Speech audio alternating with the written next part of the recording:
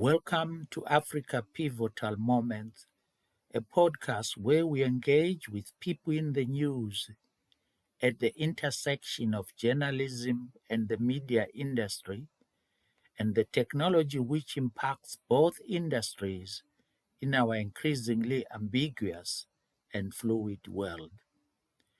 Today we welcome Mr. Churchill Otieno, the president of the African Editors Forum, a voluntary body of journalists across Africa who promote a free and prosperous news media on the African continent. In this podcast, Mr. Otieno, a long-standing editor in East Africa, speaks about the challenges and opportunities that face journalism and the news media in Africa. He says the era when editors were the all-powerful people who almost singularly shaped the news content and agendas of their media has ended as social and digital media take over in an era of information overabundance.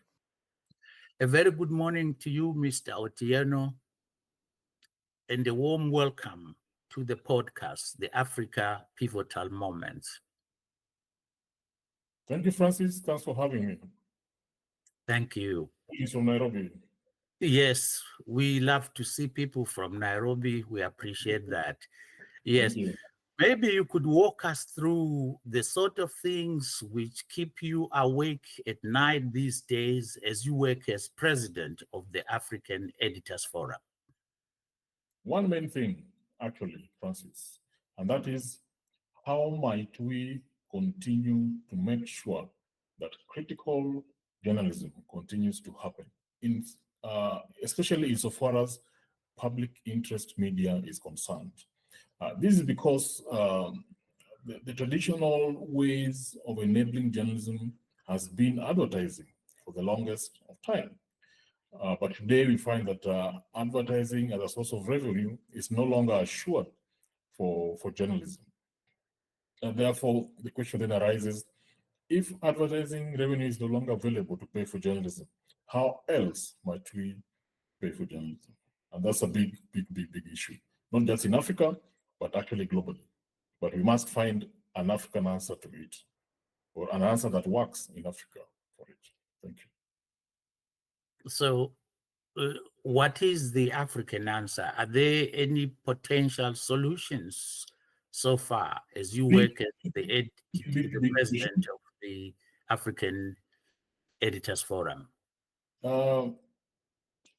Different markets, different countries, different media houses are exploring with a variety of directions. One that is has been tried more often across the world is the one of getting the audience to pay. That seems to get better results in mature economies. Maybe not so good results in economies that are just waking up or trying to figure out their foothold.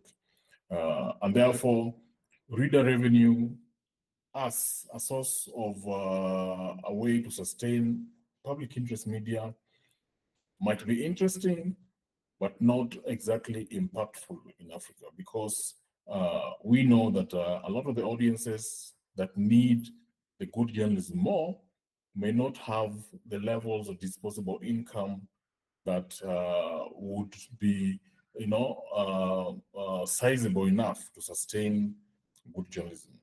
Therefore, that opens other possibilities.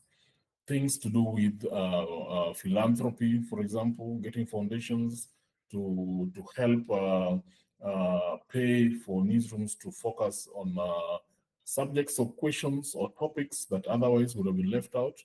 Sometimes these questions have to do with health, other times they have to do with climate change, and so on and so forth.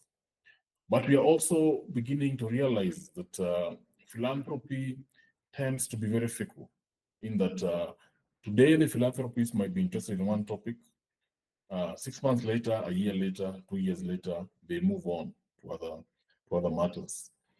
That sometimes may leave the newsroom in a hanky panky kind of situation. Therefore, while philanthropy might be good for the short term, it is not a reliable way for funding journalism in the longer term. A third option is beginning to get interesting, which is how might we ensure that public resources are invested in making sure journalism happens?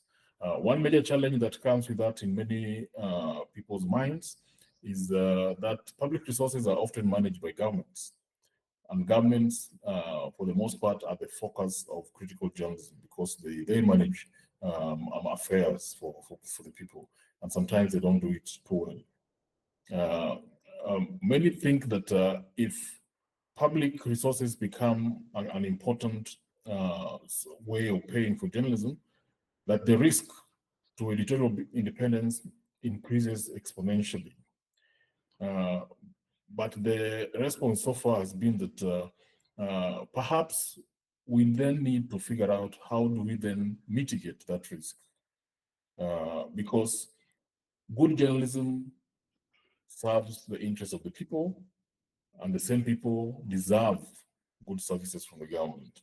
So it only makes sense that resources meant for those people, a part of that, those resources can and should be used to fund journalism. In fact, we've gone away further, and the Africa Editors Forum currently is promoting a policy proposal that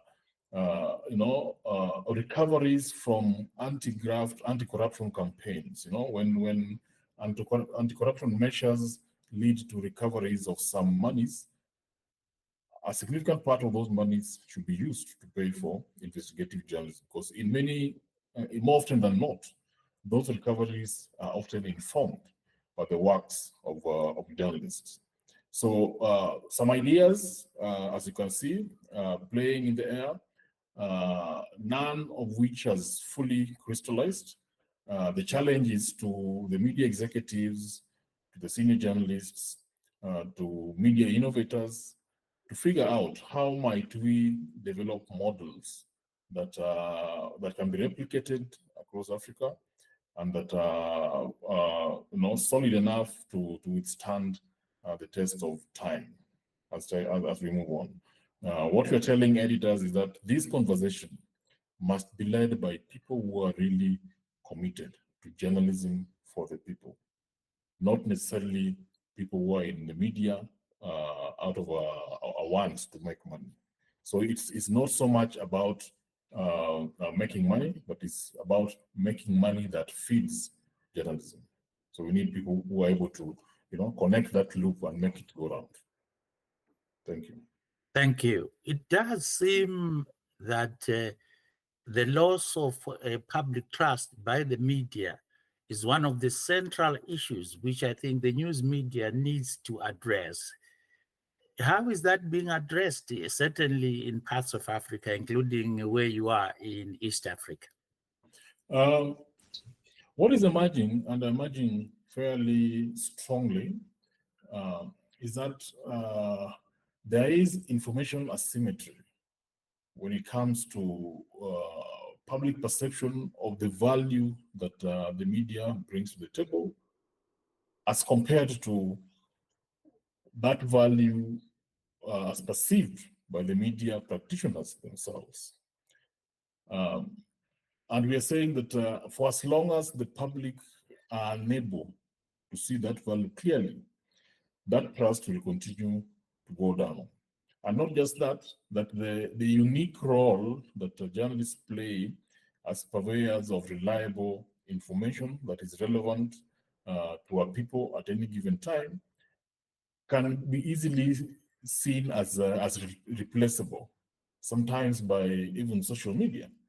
The reality is very, very different in that some of the work that journalists do takes a lot of deliberate effort, takes a lot of tenacity, and takes a lot of clarity of thought in terms of where does society need to go, and what information do we need to seek to make sure that those who need that information have it at the time that is required. for as long as the audiences that we serve, the citizens, the people, are unable to distinguish that reality, we have a problem that eventually leads to loss in trust. And we're basically saying that the first step that we must do is that media matters are public matters. Media matters need to be discussed and debated the way we debate other public interest issues. The media has not done a good job telling its own story. Even the struggles that the media currently confronts, those struggles are not fully understood by the larger majority of the people. So in many instances, when the media fails to deliver as it should, uh, most members of the public are unable to understand that the media is facing systemic challenges, and therefore they're likely to, to believe that the media chose not to deliver on its mandate, and that many times wrongly leads to them penalizing the media instead of helping the media find solutions to deliver. And we're saying the first critical step to help address that issue, media matters need to be debated and discussed in public platforms, so that that kind of a debate should help and enhance media literacy. And when we achieve certain levels of media literacy, chances that we find policy solutions to some of these issues increases. Yes, indeed. This leads us exactly to what we are seeing these days, which is social media taking over the role of the traditional or legacy news media. The social media developers or content developers appear to be bringing forward relatable news stories. They put them across in a language which is understood and is not official journalism. And the choice of stories they choose are the ones which relate to the people. Is this not one of the challenges? And why shouldn't the legacy media learn from what social media is doing? Indeed, that's where also advertising has gone. Uh, Social media does a thoroughly good job in terms of audience engagement. The, it is able to speak to the audience in a language that that audience relates with and connects with immediately. And what we are telling media leaders today is that however important their work is, unless that work can align with the audience's perspective, it doesn't matter, and it will have no impact or very little impact, if at all. And therefore, a change objective for them is to vacate the hallowed belief that the editor knows it all, and that which the editor determines is the only menu that should be fed to the audience. We are saying that media practitioners, newsrooms must now bring the audience into their process, news process, so that at any given time, uh, there has to be deliberate effort to ensure that the stories they're focusing on, the way those stories are being framed and packaged, and the way those stories are being distributed actually is informed by habits that connect with their audiences. Those who look into this issue deeply have since come with what we're calling user needs approach to journalism. And they've said that user needs could be summarized in basically 6 buckets. And that at the first level, many users or many members of the audience are looking for information or news to update themselves. What is it that is happening around them? The second basket is that they're looking for perspectives. What alternative views are available to issues or to news events and news pronouncements as it goes by? And the third one is that they're looking for education, as the world evolves, as technology evolves, as societies evolve. What are the new ideas, and how might they, live with those new ideas, and they help to get those new ideas to improve their circumstances, be it their lives or their careers or their schooling, whichever dimension you want to look at it, but they're looking for education. At the fourth level, we find that audiences are also looking for entertainment. That entertainment oftentimes is nourishing, helps one's brain and mind relax, but also rejuvenate. And it's a gratification that the human needs, and the media knows how to deliver on an ongoing basis. At a fifth level, human being is social. They're looking to connect, you know. So as we deliver these stories, as we deliver this information, what cues, what hooks are we providing that will enable these audiences to connect with other like-minded people, or people of the same interests? And at a sixth level, or the sixth basket, is that they're looking for inspiration, you know. Because the human mind is a curious one, they're always looking for ideas that could help challenge them or drive them to evolve. So you're saying that in these six baskets, a media house or a newsroom must commit which of those baskets do they exist for, so that their content strategy, their editorial strategy, very, very intentionally addresses the audience needs insofar as that basket goes. And when you put those baskets on on a weighing scale, so to speak, you may find that there are some where social media has heavy advantages. And for instance, update me. You find that whenever a story breaks, there's a fire next door, or some event in some place, that the social media is very quick in delivering that kind of information to audiences. And sometimes before the mainstream media even gets to the scene, various versions of that event are all over the place. And we find that in many instances, even news sources themselves are able to pick those kinds of pieces of information and deliver it to their constituencies. And perhaps not many newsrooms today can do a very, very good job in terms of timeliness, especially when it comes to update me. But on the other baskets, you may find that it requires a lot more tenacious or deliberate curation, a lot more expertise, which then offers the mainstream media certain advantages that it can exert and stay relevant. So by and large, I think social media is not necessarily a competitor. We need to look at it as a complementary factor, and we just need to figure out our content strategy, knowing that the audience is also receiving certain types of information from social media. Yes, thanks, Mr. Otieno. What we are outlining as user needs, and indeed they are being outlined across the world as if it's a new thing or revelation. This is fundamentally what journalism should have been doing or should be doing. So, what would you say to that?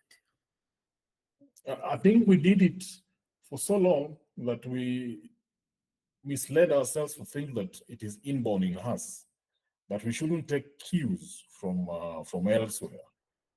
But we're being reminded that, guys, as you move forward, always keep take your cues from your audience. Ask them what is it that they are, looking for. Create moments that allow you to engage with them, so that they can give you feedback on what their preferences are. And many times that feedback, I think, should not be taken as controlling, but should be taken as critical inputs into our news gathering and news production processes, so that we know, as we prepare this food and as we move to serve it, the people who are going to eat it, what are their preferences. That way, chances that our food actually gets eaten increases exponentially. And that is important for our sustainability. And it's important for us to stay relevant and to make sure that what we offer actually is offered in a way and a shape that the audience finds engaging. I think that's important. So, how does effective engagement with audiences look like to you? Um, a key distinction is the content that we create and deliver to these audiences. Are they actually consuming that content? You know, and what deliberate measures have we taken so that we can get to know when they are consuming that content and when they are not? And when they are consuming content, are we able to tease out the insights on why? Why does the audience find a certain type of content interesting and not another? Because that insight is critical, because every so often you find that there's a story that you need to put in the faces and in the minds of your audience. Not because that story is sensational, but because that story is important for their lives. Now, if we understand our audiences well enough, we would be in a better position to structure and formulate that story and offer it in a package that the audience would find it engaging. So for me, engaging means that one, the audience actually gets to consume the story that you give them, and even better, that they do something with that story. Maybe they share it with their friends. They use their devices to save it so they can go over it again, or they use the knowledge that they draw from that story and use it in certain practical issues or solutions that they're working on. So, besides research to try and track how audiences are consuming the news media, what else are we saying here? What else can journalists or newsrooms do to be in greater touch with their own audiences in specific practical terms? Uh, if you look at many African societies today, uh, people are struggling, for instance, with services from their governments, and at some level, you even get hints of helplessness because there's a certain dissatisfaction with sometimes leadership, even the elected leaders, uh, where we have uh, well-trained, well-skilled journalists. They would be able to do the research that is necessary that will help those people connect with those issues, but more importantly, see the gaps that sometimes lead to the challenge in service delivery, as it were. That's one example. The second example is as the world moves on, the world is becoming a smaller place because of the pace of communication and the speed with which information uh, moves from one corner to the other. And therefore, that has led to a mashing of cultures. We find that experiences are a lot more shared, even with people who've never met. And that some today, the people who, for example, would explore their human relations purely in the virtual space, and they draw satisfaction out of that. And for that reason, notions or concepts like artificial intelligence become important questions. Notions, for instance, things to do with space exploration becomes, topics of interest to people who are in far places from the people who are actually doing those kind of things. So mapping your audience such that you know where they are in all these scheme of things would help one know how then to mix their menu of content and deliver it to them. If I happen to be addressing an audience that is a lot younger, you'll find that issues that affect how future life might be becomes of immense interest as opposed to the bread and butter issues around themselves. Issues that might look at how technology or robotics, engineering, for that matter, might affect our life moving into the future. Things like bitcoins as an issue, as an economic issue moving into the future, you find that there are a lot more interest to the younger folks because they see their lives and their future being impacted a lot more by those issues than perhaps the slightly older segments of the audience. So those kind of realities come back to create opportunities for newsrooms in Africa to figure out what is it that works for them. Because come to think of it, Francis, at a time maybe not too long ago, distribution was seen as a challenge for news products. And many times the shape and form of a news product was informed by one's ability to get it to the hands of the audience. Do you have the printing press to print it and the van to ferry it thousands of kilometers away? But technology has taken that off. Today there are TV stations that run and broadcast without even investing in studios.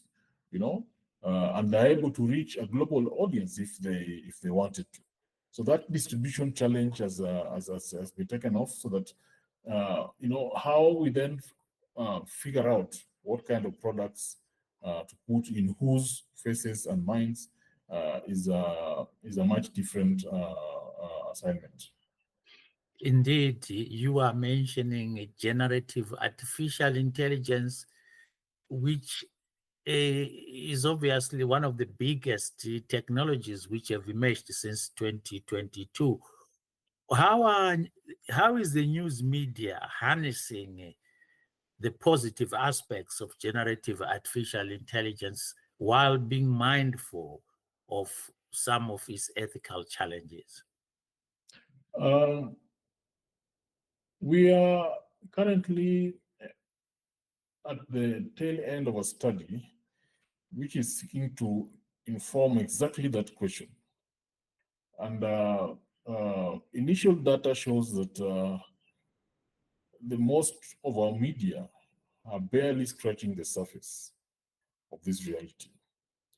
Some of them, because they are completely not organized to take advantages that artificial intelligence comes with, and therefore they haven't paid sufficient attention to those realities. A few are deploying it to help amplify their reach. For example, we've seen examples of media houses that use artificial intelligence to translate their content into additional languages, which basically means it comes at the tail end of the production value chain. After they've collected their content, verified it, gone through all the quality aspects of making sure the information is true and factual, then they package it in multiple languages. And instead of deploying a manual process for that, they deploy a machine to do that for them. Sorry, but that's a challenge for Africa because most of African languages are not as yet catered for by generative artificial intelligence. Exactly, and that's exactly where I was going.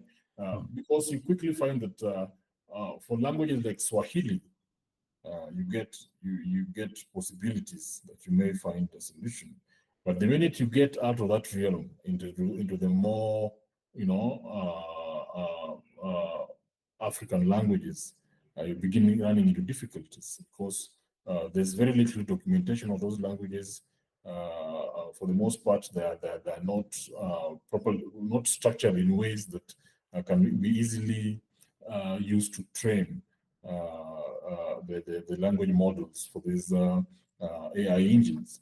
And that presents two issues. One, that it becomes a limitation for the few media houses that have gone that route to explore, to benefit fully from the possibilities that that technology presents.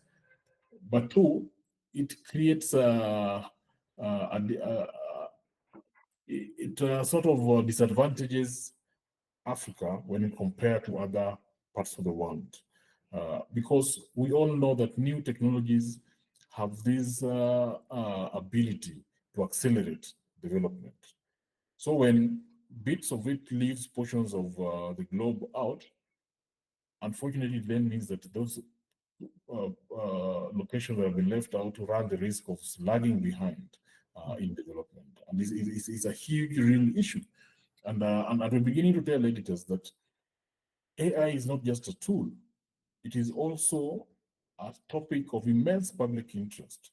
So that issues such as the one we're discussing now, African languages not being available on AI, is not just a technology discussion, is an inclusivity discussion, is a development discussion that perhaps need to be paid a lot more attention to in the big in our parliaments and at the AU than indeed it is being paid attention to right now. So these are issues not just for media to deploy as technology, but also for media to focus on as public interest matters. And we're not seeing enough of that. Indeed, I'm wondering what the African Editors Forum and other players are doing in terms of engaging the big tech companies to ensure that these views, these perspectives from Africa are taken into account. As you have just indicated now, that large parts of Africa, maybe minus East and Central Africa, where you can use Kiswahili, they are left out from, say, the language which is being used by generative artificial intelligence. So how are you engaging then with the big The tech Africa companies? Editors Forum has taken that as an issue of strategic importance. And one, we decided to increase the number of media executives who understand what is going on there and therefore are able to articulate these issues. And not just articulate these issues, but also raise that as an issue of importance in their content menu. Just in September, we held a high-level workshop on AI, bringing at least there are 43 African media CEOs and editors-in-chief for a workshop on AI and how the media might be in that conversation. And we hope that going into the future, as we have more of those engagements, we'll see a much bigger focus on AI coming from the media, and we'll also see more of our media deploying AI tools to drive efficiency in their processes.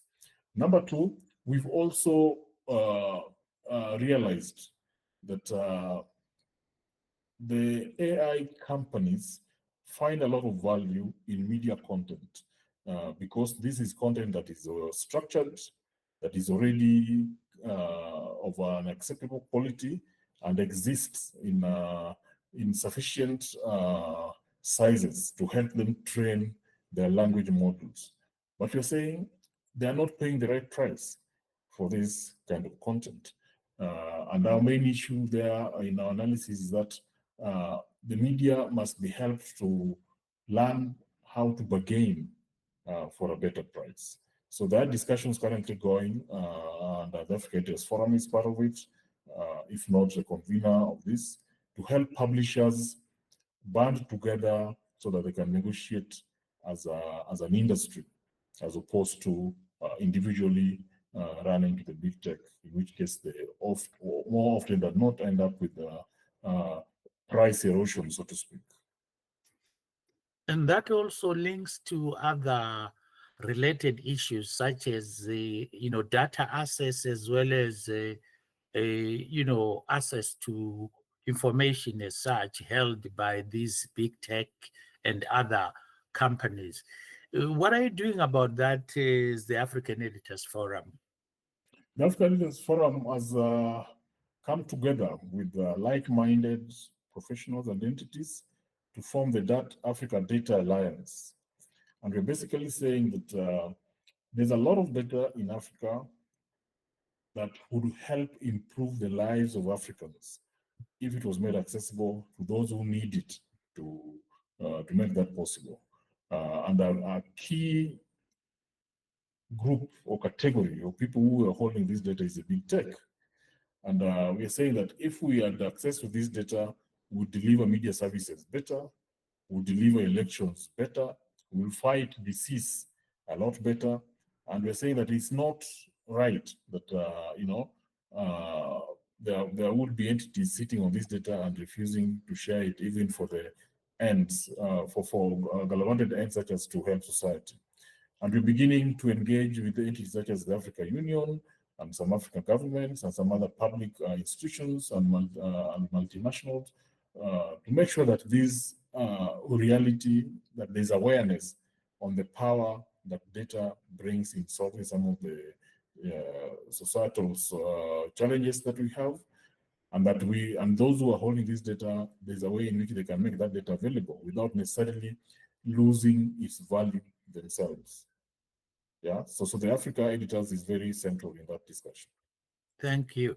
Maybe turning to other challenges which you are tackling as the African Editors Forum is the conspicuous absence of women leaders at the top ranks of media institutions. How are you handling that to ensure there is gender equality and that even the content itself, if you have more females, hopefully, who are informed and so on, who can present, better balanced news content?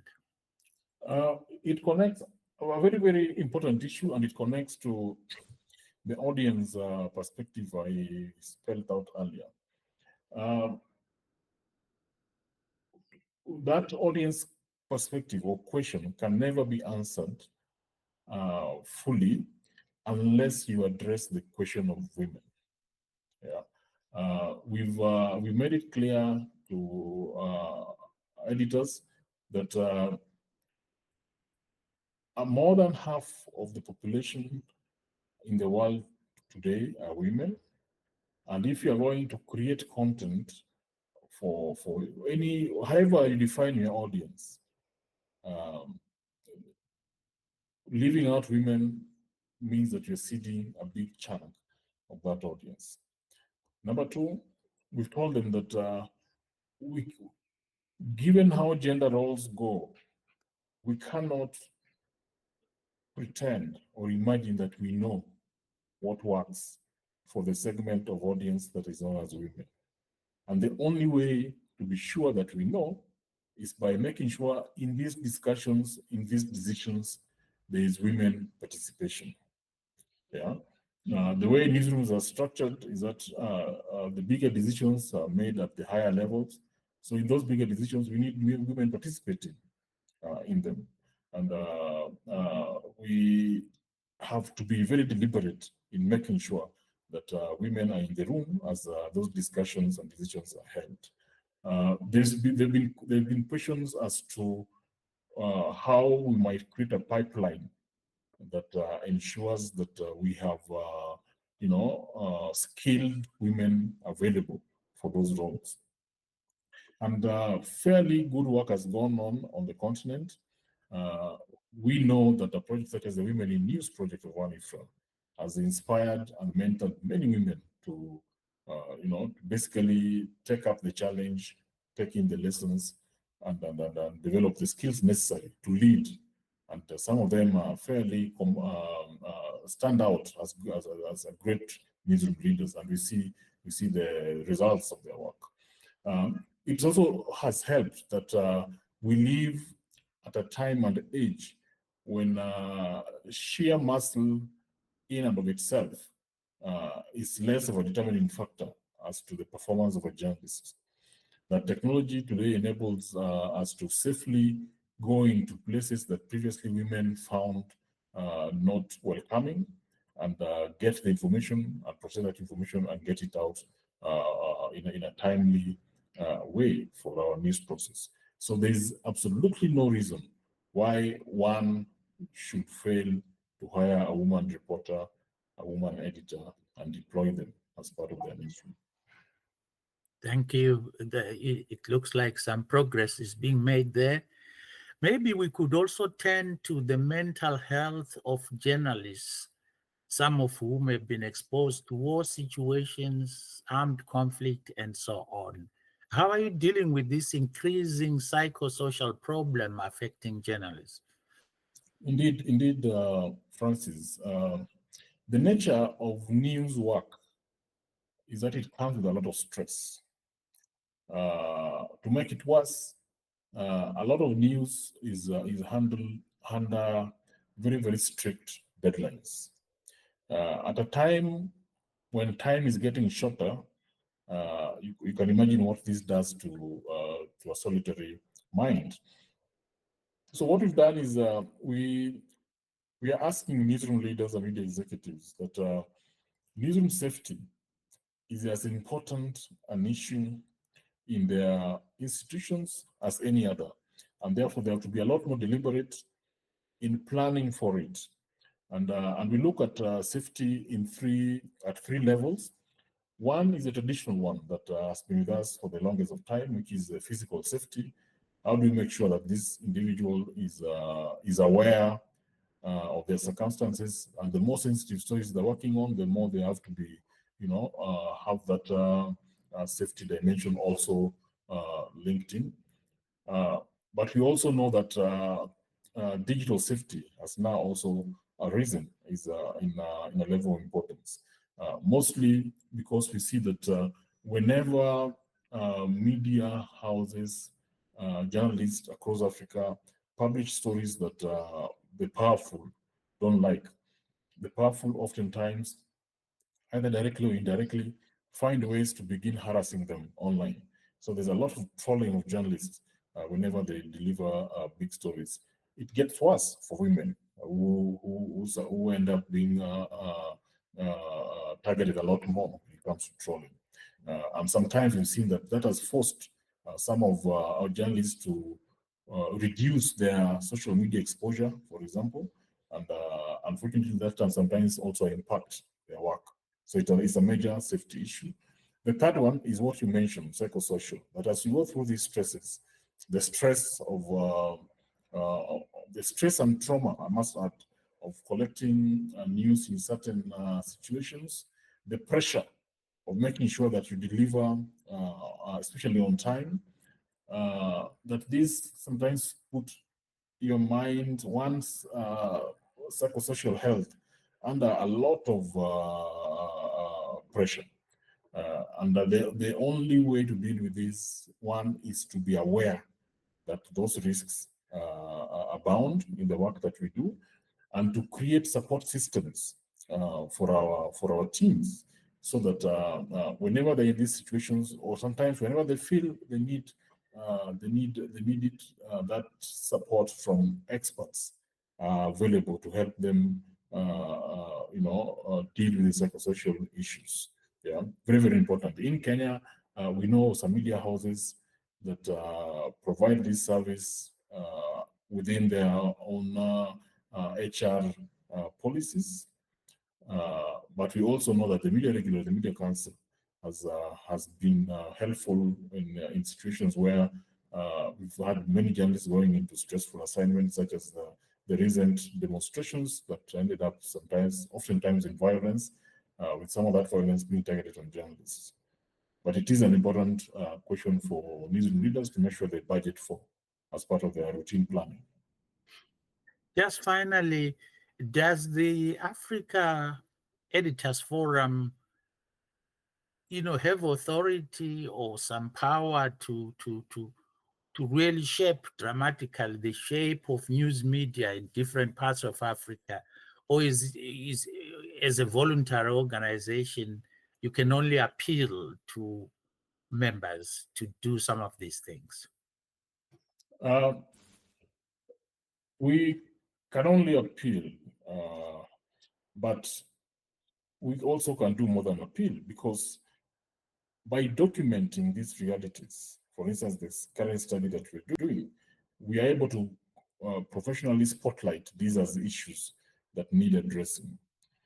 Two, it helps that our members also are for the most part, the senior editors in many of these organizations. So they have influence and opportunity to make sure that these issues are discussed in their boardrooms and that a certain level of attention is put in them. But third, as part of our advocacy work, we are pushing for the reimagination of media regulation across the continent. And that comes with certain opportunities to make sure that media policies and media laws provide for some of these issues to be in place. So while opportunity to act is not direct, opportunity to influence change is immense. And we hope that we can take advantage of that. That brings us to the end of this conversation. I want to thank Mr. Otieno for these insights, great insights indeed about the work which the African Editors Forum is doing across the continent. Thank you, Mr. Otieno. We wish you well. Goodbye. Thank you, Francis, for having me. Have a good day. Thank you. Bye-bye. Bye-bye. Same to you. And that was Mr. Churchill Otieno, the president of the African Editors Forum, speaking with us on the challenges and opportunities that face African journalists and newsrooms. Thank you for watching and listening to Africa Pivotal Moments. Until next time, goodbye and be kind always.